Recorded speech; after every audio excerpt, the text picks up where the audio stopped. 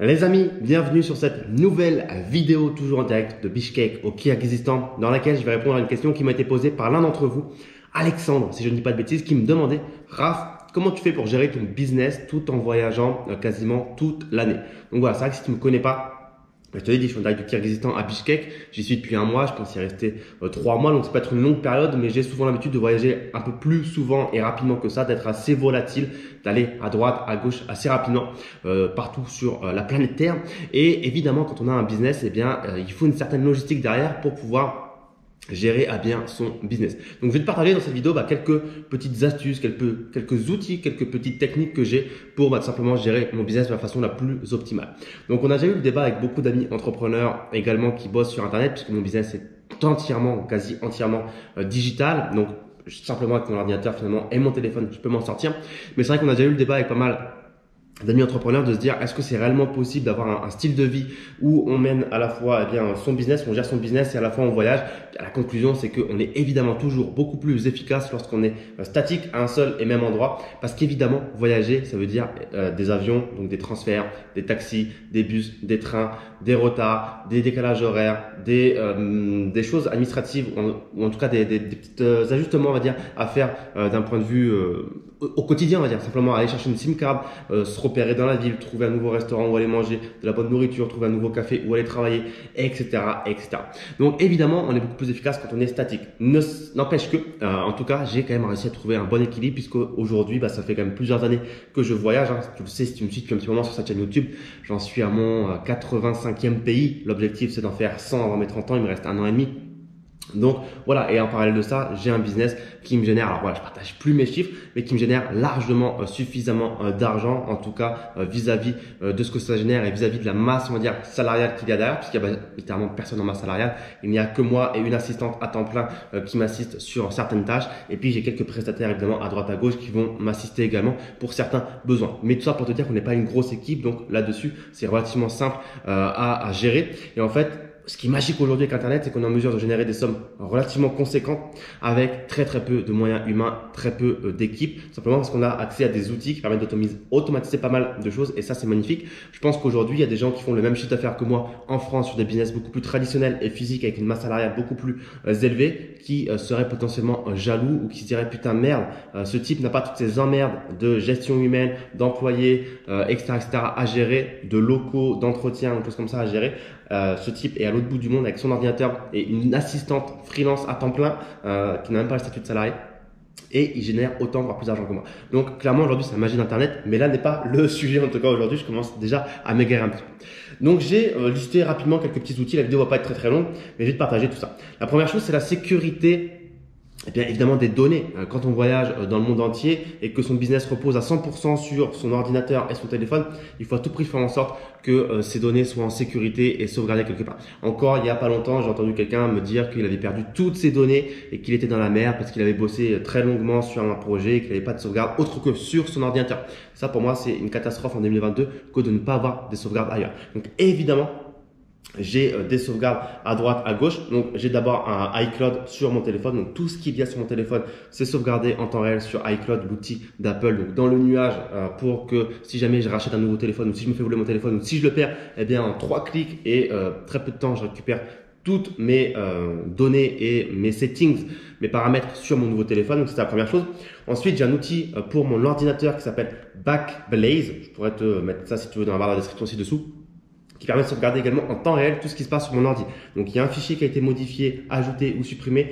Mon ordinateur, via une connexion Internet, du coup, eh bien, le considère et modifie également ça sur le cloud, donc dans l'espace, dans le ciel, dans le nuage, de façon à ce que si mon ordinateur, il crache, il marche plus, je me le fais voler, je l'oublie dans un café ou quoi que ce soit, eh bien, il me suffit simplement d'aller en acheter un nouveau chez Apple et puis de restaurer ma sauvegarde depuis cet outil et d'avoir comme tout sur mon ordinateur comme s'il ne s'était rien du tout passé. Et également, en plus de tout ça, eh bien, j'ai une sauvegarde en dur sur un disque dur externe que je fais régulièrement. Et ce disque dur externe est également sauvegardé sur un cloud. Donc, c'est-à-dire que si vraiment il y avait un souci sur la sauvegarde déjà automatique et régulière en temps réel de mon ordinateur via le cloud, eh bien j'ai en plus la sauvegarde de mon disque dur externe qui est réalisé. Donc tu vois que j'ai aucun risque en fait de perdre mes données aujourd'hui. C'est littéralement quelque chose qui ne me stresse pas du tout parce que en fait ça m'est déjà arrivé. Je me suis fait voler mon MacBook à Paris dans ma voiture, c'est-à-dire que ma voiture était verrouillée. Le MacBook était dans le coffre de la voiture, on ne pouvait pas voir qu'il y avait quoi que ce soit dans le coffre de la voiture. La voiture était verrouillée et pour autant je suis revenu et en ouvrant mon coffre, il n'y avait plus mon sac qui contenait à l'intérieur un MacBook. Donc c'est magnifique, c'est magique. Comme un tour de magie, mon MacBook était volatilisé. Évidemment, j'ai restauré tout ça en un clin d'œil en étant allé acheter un nouveau ordinateur chez Apple. Donc évidemment, ça coûte 1200, 1300, 1400 euros. Ça fait mal, mais au moins il n'y a pas de stress. On sait que son business il est pérenne. On efface toutes les données à distance de cet ancien ordinateur qui a été volé puisque c'est possible. Et boum, on recommence à zéro. Également, quand j'étais au Laos, en Asie, je me suis fait voler cette fois-ci mon sac encore une fois avec mon Mac à l'intérieur sur un vol à l'arraché. Évidemment, je suis allé racheter un nouvel ordinateur. Alors pas au Laos parce qu'il n'y avait pas d'Apple, mais à Bangkok à côté en Thaïlande. Et c'était reparti en 2 secondes. En 2 minutes, 15 minutes, 1 heure grand max. J'avais tout restauré sur cet nouvel ordinateur. Donc ça, c'est la première chose concernant la sauvegarde.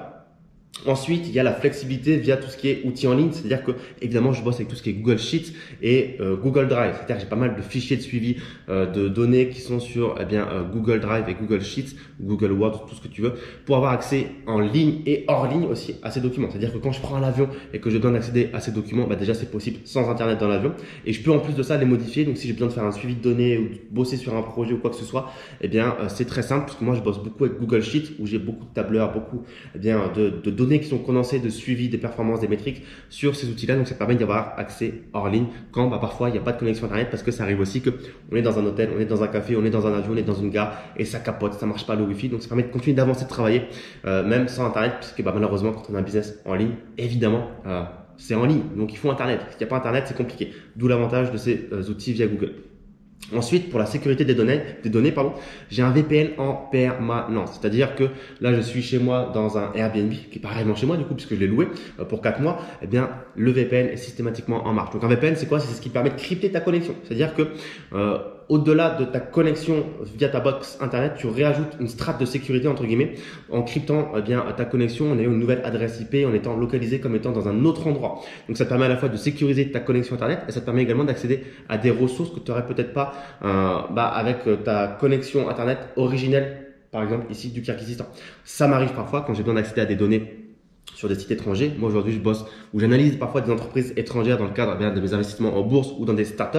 Je suis amené à devoir me rendre sur des sites américains, indiens, tout ce que tu veux, mexicains, européens, africains, bref, la totale. Et parfois il y a des sites qui sont bloqués volontairement ou non par le site, tout simplement par le pays dans lequel tu es en question.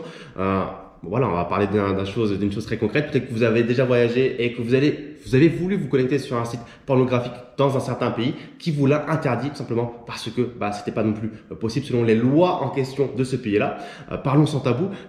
Grâce à un VPN, vous pouvez contourner cette réglementation. Ne me remerciez pas dans les commentaires, c'est un cadeau qui vient du cœur. Donc voilà, tout ça pour dire en gros qu'un VPN, ça vous permet à la fois de vous protéger. Parce que quand moi je bosse dans des cafés, des aéroports, des hôtels, des gares, potentiellement je me mets à la place d'un hacker, je me dis en effet ces endroits-là ce sont des hubs humains, il y a beaucoup de personnes qui transitent dans ces endroits-là, les connexions ne sont pas toujours extrêmement sécurisées et potentiellement on ne sait pas ce qui peut se passer sur ces connexions, ce qui transite sur ces connexions. Donc évidemment c'est une sécurité supplémentaire, jamais je ne me connecte dans un aéroport, une gare ou que sais-je, un hôtel sans VPN, c'est évident, d'autant plus que si j'ai besoin de me connecter à mon compte en banque, un wallet crypto, mon courtier en bourse ou des outils importants pour mon business, jamais je ne me connecte sans VPN. Ok? Également, donc le VPN, celui que j'utilise c'est VPN Unlimited. Je te mettrai dans la barre de description également si tu veux. Je l'ai aussi bien pour mon ordinateur, là où je m'en sers le plus, mais je l'ai aussi sur mon téléphone. Des fois, ça peut m'arriver que j'ai une application, un site qui n'est pas accessible sur mon téléphone et j'en ai besoin sur mon téléphone. J'active le VPN, boum, c'est parti, ça fonctionne. Donc, vous pouvez vous localiser où vous voulez, que ce soit en Amérique, en Europe, en Afrique, en Asie, dans tous les pays du monde. Il n'y a aucun souci là-dessus. Ça m'est déjà arrivé d'avoir des soucis. Je vous ai parlé pour la petite joke entre guillemets de sites pornographiques qui sont pas accessibles, mais ça m'est arrivé très sérieusement sur des outils de mon business en ligne où ça marchait pas. Par exemple, quand j'étais en Biélorussie, mon courtier ne voulait pas que je me connecte parce que il y avait des traités entre les États-Unis et le Bélarus qui disaient qu'il n'y avait pas de business entre ces deux pays, que le Bélarus, la Biélorussie est un pays sur liste noire entre guillemets des activités économiques entre les États-Unis et la Biélorussie, et donc c'est impossible pour moi de me connecter. Boum, VPN aux États-Unis, je me connecte et c'est terminé. Également pour l'immobilier, quand j'ai besoin de me connecter sur le site d'EDF pour l'électricité, pour vérifier des choses pour les locataires ou pour les agences qui gèrent bien les biens immobiliers, je ne peux pas me connecter si je suis pas localisé en France. EDF bloque immédiatement tout ça. Donc, il faut que je mette mon VPN en France et là, ça fonctionne. Également, je me rappelle d'une fois, j'ai une banque avec laquelle je travaille à l'étranger. Aux États-Unis, quand j'ai besoin de me connecter au dashboard, eh bien c'est impossible. Enfin, en tout cas, c'est possible de me connecter, mais si je suis pas localisé comme étant aux États-Unis, eh bien tout de suite mon compte est bloqué. Je dois les appeler aux États-Unis pour leur dire c'est bien moi, il n'y a pas de souci, vous inquiétez pas. Alors que si je mets mon VPN directement aux États-Unis, à New York ou à Miami, boum, j'ai jamais de souci. Donc vous voyez que ça aide quand même pas mal quand on a un business avec une dimension relativement internationale ou quand on est souvent à l'étranger. Et évidemment, en termes de sécurité également, je le vois noté ici, j'ai ce qu'on appelle le 2FA, la double authentification sur tout ce qui est crypto. Banque, courtier. Évidemment, je ne me connecte pas qu'avec un mot de passe. Il y a également la double authentification avec un code qui va m'être envoyé sur mon téléphone, soit un code via SMS, soit un code via des applications, soit un code. Voilà, il y a une double strate de sécurité. Ok. Pour ce qui est sauvegarde, je t'en ai parlé. Flexibilité, Google Sheet, Google Drive, je t'en ai parlé. Diversification également, je t'ai noté parce que voilà, plusieurs banques au niveau diversification. Ça m'est arrivé de me faire bloquer des banques du jour au lendemain sans aucune raison. Notamment quand j'étais il n'y a pas longtemps en Côte d'Ivoire, à Abidjan, j'arrive, dans l'heure qui suit mon arrivée, j'introduis ma carte dans un distributeur et boum, elle se fait avaler. Donc déjà là, il faut avoir une diversification au niveau des cartes très importante. Mais surtout, après que ma carte se soit faite avaler, j'ai voulu recommander une nouvelle carte et là, ça a déclenché, je ne sais pas pourquoi, un blocage de mon compte. Ça fait à peu près maintenant 2 mois. À ce jour, 2 mois plus tard, je n'ai même plus de réponse du SAV qui n'est pas en mesure de me dire qui ne me répond même plus. Donc, on va la citer cette banque, c'est tout simplement Monez. Donc, n'allez pas chez eux, autant le dire très clairement aujourd'hui, ils ne me répondent pas, ils ont bloqué mon argent, ils ne veulent pas me le rendre. Donc, Monez, très très mauvaise banque qui bloque l'argent des clients sans explication, sans réponse et qui rend pas l'argent. Donc voilà. Bunk également m'a un jour bloqué ma carte, mon compte tout simplement sans raison. C'était un compte que j'avais sans carte. Un jour j'ai voulu simplement commander une carte et à partir du moment où j'ai commandé la carte, ils ont bloqué mon compte sans aucune raison. La réponse du support qui était là pour le coup présente, mais pas du tout aidante puisque la réponse était on ne peut pas vous dire pourquoi on vous a bloqué, merci, au revoir, voici votre argent. Ils ont quand même rendu l'argent. Non, mais c'est quand même pas normal.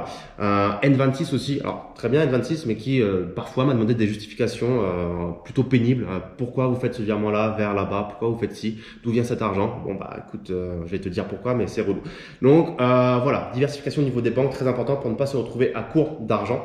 Parce que tout simplement ça peut arriver. Je me rappelle encore une fois au Laos quand je me suis fait voler mon sac à l'arraché avec mon MacBook à l'intérieur. Il y avait également tous mes moyens de paiement, toutes mes cartes et tous mes passeports. Je peux vous dire que quand on se retrouve sans argent, eh bien c'est littéralement compliqué. Donc à la limite même, ne vous baladez pas avec toutes vos cartes de crédit d'un seul coup sur vous. Avec le recul, je le fais même pas aujourd'hui, mais avec le recul, il faudrait laisser une carte de crédit à la maison de secours et puis potentiellement 2 sur soi. Puisque moi-même au Kyrgyzstan ici, j'ai plusieurs cartes qui passent pas de temps en temps en fonction des terminaux de paiement des commerces. C'est-à-dire qu'il y a des terminaux de paiement dans les commerces ici qui acceptent pas du tout Mastercard et toutes mes cartes sont Mastercard sauf une française qui est Visa. Et le problème, c'est que la française, j'ai pas envie de m'en servir à l'étranger puisque évidemment au niveau des taux de conversion, c'est dégueulasse. Et parfois, il y a des vieux terminaux de paiement ici qui sont pas adaptés, donc qui fonctionnent pas, on sait pas pourquoi. Bref, voilà, c'est la magie aussi des pays parfois qui sont pas aussi développés que ce qu'on a en Europe ou en Amérique. Donc, il faut savoir être flexible. Donc, ne voyagez surtout pas avec une seule carte de crédit. Moi, j'en ai combien? Je crois que j'en ai 4, mais au moins en ayez 2 ou 3, c'est très important. Je vais parler des passeports également rapidement. Plusieurs passeports, pour moi, c'est important pour avoir une liberté de mouvement. S'il y a le moindre souci, on le voit malheureusement aujourd'hui avec ce qui se passe, la crise, la guerre en Ukraine et en Russie, les gens qui sont russes et qui ont plusieurs passeports, ça leur permet de partir beaucoup plus facilement vers un autre pays parce qu'ils sont citoyens d'un autre pays. Donc, ils peuvent fuir leur pays qui est en guerre, pareil pour l'Ukraine. Alors voilà, je fais pas de géopolitique, je suis pas en train de dire qui est le méchant, qui est le gentil, etc., etc. Je suis simplement en train de parler d'un point de vue très factuel. Si vous avez plusieurs citoyennetés, vous pouvez partir très facilement. Aujourd'hui, moi j'ai 2 passeports et je cherche à en avoir plusieurs, encore au minimum 2, je l'espère, de plusieurs continents pour justement optimiser ma liberté de mouvement. Et puis notamment, j'ai un de mes passeports français qui est totalement plein aujourd'hui. Heureusement que j'ai mon 2e passeport italien qui permet de me continuer de voyager, puisque la magie des infrastructures, des administrations, on va dire, en France, c'est que quand tu vas les voir en leur disant j'ai besoin d'un nouveau passeport, ils te disent non monsieur, on ne veut pas vous en faire un, vous êtes expatrié en Estonie, vous devez aller en Estonie refaire votre passeport. Donc on est français, on va dans la mairie de la ville où on est né en France et on ne veut pas de nous. Donc voilà, encore une fois, je suis content d'avoir 2 passeports parce que ça prend du temps et ça va me prendre quasiment 6-9 mois pour avoir un nouveau passeport. Également, comment bien gérer son business dans l'étranger, optimiser votre confort. Moi aujourd'hui, je suis en train de construire tout ce qui est également membership dans des hôtels, notamment le groupe Marriott, où le plus souvent possible, je vais dormir chez Marriott, tout simplement parce que ça me permet de construire un membership et d'avoir différents statuts dans ce membership et d'avoir différents privilèges qui sont relativement confortables quand on a l'habitude de voyager beaucoup à l'étranger et de tout simplement beaucoup voyager parce que on se fait bien accueillir, on a tout de suite potentiellement des upgrades, du confort, du service, du personnel dédié à disposition et donc ça c'est intéressant également. Et puis également, dernière chose que je voulais te partager, c'est pour tout ce qui est appels internationaux, parce qu'évidemment quand tu es ici au Kirghizistan, même si tu as une carte SIM française ou estonienne, évidemment les appels ne sont pas du tout facturés à un tarif intéressant. Donc je passe par Skype. Donc Skype, très très bien pour tout ce qui est appels internationaux. Tu achètes des crédits en ligne et ensuite tu peux appeler le monde entier, que ce soit les États-Unis, le Maroc, la France, etc. etc. Et c'est très très très très avantageux. Ça coûte vraiment que dalle à faire des appels. Donc moi par exemple quand je suis au Kirghizistan et que je dois appeler des artisans en France ou je sais pas aux États-Unis ou au Maroc il n'y a pas longtemps, etc., etc. Je passe par Skype. C'est évidemment très très très facile et très très peu coûteux. Alors la priorité c'est évidemment WhatsApp qui est évidemment gratuit, mais quand c'est pas possible, quand c'est des numéros d'administration ou des gens qui n'ont pas WhatsApp parce qu'ils sont encore un petit peu entre guillemets vieux jeu ou parce que quand en tant que pro ils n'ont pas de WhatsApp, ils n'en ont qu'un pour le perso, je passe par Skype, puisque quand je suis ici au Kirghizistan, dans mon téléphone, j'ai une carte SIM locale, évidemment, pour tout ce qui va 3G, etc., etc. Donc, je suis injoignable en direct sur mon numéro, si ce n'est WhatsApp. Donc, les gens me contactent en direct sur WhatsApp. Et si les gens veulent m'appeler en direct, c'est tout simplement pas possible. Et ça m'arrange très, très bien comme ça, puisque le moins on m'appelle, le mieux c'est. J'estime que si on a besoin de me joindre, en tout cas, on arrivera toujours à me joindre, que ce soit par email, WhatsApp ou que sais-je. Mais voilà, s'il y a une urgence, on arrivera toujours à me joindre. Donc voilà les amis sur ce que j'avais à vous dire sur comment je gère un petit peu mon business à l'étranger, comment je fais pour un petit peu l'optimiser, en tout cas dans les meilleures proportions possibles. C'est pas toujours évident, je vais pas te mentir qu'il y a des fois des complications. Tu reçois pas un code de vérification parce que le réseau kirghize, voilà, il y a un temps de latence ou je sais pas, ça bégaye. Tu es dans un café, le wifi marche pas ou il marche pas bien. Tu veux upload une vidéo YouTube comme celle-ci que je suis en train de faire et malheureusement ton wifi il galère. Alors ici j'ai un bon wifi, mais voilà, c'est toutes des petits imprévus qu'on a évidemment quand on voyage. C'est jamais parfait, hein, que quand on a son bureau chez soi avec une bonne connexion Wi-Fi et qu'on maîtrise tous les tenants et les aboutissants, c'est très très facile. Mais pour moi, c'est pas fun du tout. C'est-à-dire que rester 9, 10, 11 mois par an dans un bureau quelque part sur cette planète Terre, ça m'excite pas du tout et je ne serais pas heureux comme ça. Donc voilà les amis, dites-moi dans les commentaires ci-dessous s'il y a quoi que ce soit auquel je n'ai pas répondu et sur lesquels vous avez des interrogations sur comment je gère mon business en voyageant et en étant à l'étranger. Si tu as aimé cette vidéo, n'hésite pas à la partager à tes amis qui sont entrepreneurs, investisseurs et qui aiment voyager également. C'est tout à fait possible de voyager et de gérer son business. N'oublie pas le petit pouce bleu et n'oublie pas également de lire la barre de description ci-dessous. Il y a beaucoup de ressources qui pourraient t'aider, notamment sur tout ce qui concerne l'investissement en bourse. Merci à toi. Je te dis à très très vite. Ciao, ciao.